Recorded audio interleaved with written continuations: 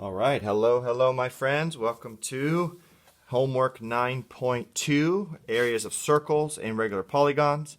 Hopefully you enjoyed the classwork. We're doing page 603. Wow, 600 pages of geometry goodness this year. Praise God, we should all be thankful for that. Page 603, number 3 through 11, 15 through 27, odd. I'm just going to be doing 3 of those problems because they're all very similar otherwise. Number 3 because it's a little bit of a unique problem, they're not very difficult, and then 2 of the regular polygons, 7 and 17, which as guided practice, if you can do these 2, the other ones, they're all very exactly the same as either of these. So I think these 3 problems will cover it. So let's get started. Number 3 is we have to find the area of this circle in terms of pi. So again, in terms of pi, just remember that means we're not going to actually multiply the 3.14 into our answer. We're just going to give the answer with pi as part of the answer. So the area of a circle is, that's right, Cyrus, area equals pi r squared. Circumference is pi d, area is pi r squared. So I'm just going to take pi times my radius. The radius is given right here. It's not all the way across, so it's not a diameter. It's just the radius, so 3x squared. And so the reason I'm doing this one is because you can see we're not going to get a full answer because I don't know what x is. So we're just expressing it in terms of x. So we just need to square 3x. And the key thing to remember there is you got to square everything in the parentheses gets squared. So 3 squared is 9, and x squared is x squared. So we get 9x squared. We tend to always then simplify this by putting the pi at the end. So I'm going to say 9x squared pi is my area.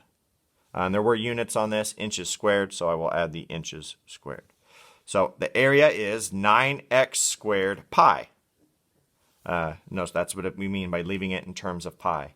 And when we square that, we just took our radius. If this was 4, we just square 4 to 16, and we'd get 16 pi inches squared. If this was 10, we do 10 squared is 100 pi inches squared. So area of a circle is pretty easy. And if they give you something, an expression rather than a number, well, just square everything in the expression.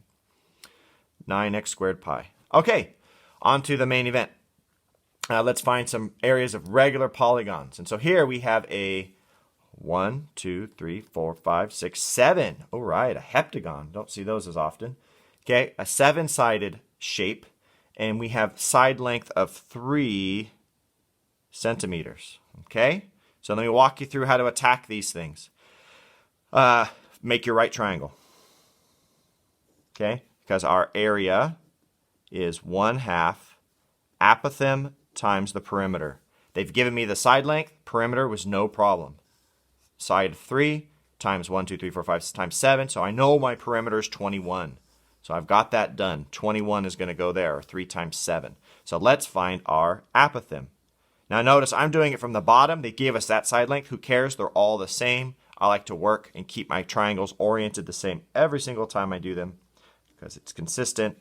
We're going to create a right triangle. Why? Because the apothem is the side or the height of that triangle. And I know that the bottom side length is 3. So therefore I know that this is half of 3, or 1.5, 1.5. So I'm starting to fill in the information quickly. 1.5, I'm finding my apothem. If you remember from the homework, now I just need this angle, which is half of this entire angle here. All right, and if we remember, we find that by doing 360 divided by the number of sides. So we've got 1, 2, 3, 4, 5, 6, 7. So 360 divided by 7 is going to give me this larger angle. All right, so let's do that. 360 divided by 7, 51.43 is this larger angle. Now I'm only going to use half of that. Just like I'm only using half the side, I'm only using half of that central angle. And I could have divided by 14 if you want to do it that way. But I'm now going to divide this by 2 to get 25.71. 25.71. So this was the whatever it was times 2. This was the 51.43, but then I'm always going to divide that by 2 because I'm only using half of it. So my central angle here is 25.7. I'm usually going to use 2 decimal places to be as accurate as possible. So my angle here, 25.71 degrees. Okay, so that now I'm set up to solve my triangle, which gives me the precious A, which can get me through this problem.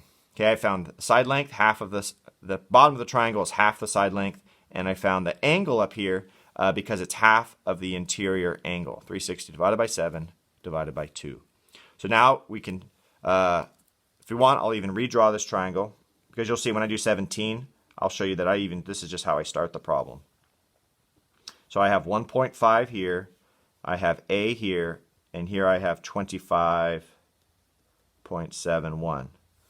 You're going to see this gets pretty consistent, but that's opposite from the angle. It's the opposite and the adjacent. Opposite, adjacent. TOA. Tangent is going to be your friend for the most part, I think, through the entire lesson today.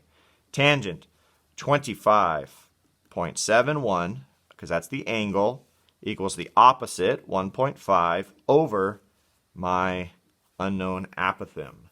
Okay? You can remember this is solved by just switching A and the tangent, so 1.5 divided by tangent of 25.71. And we're going to find our apothem. We're almost there.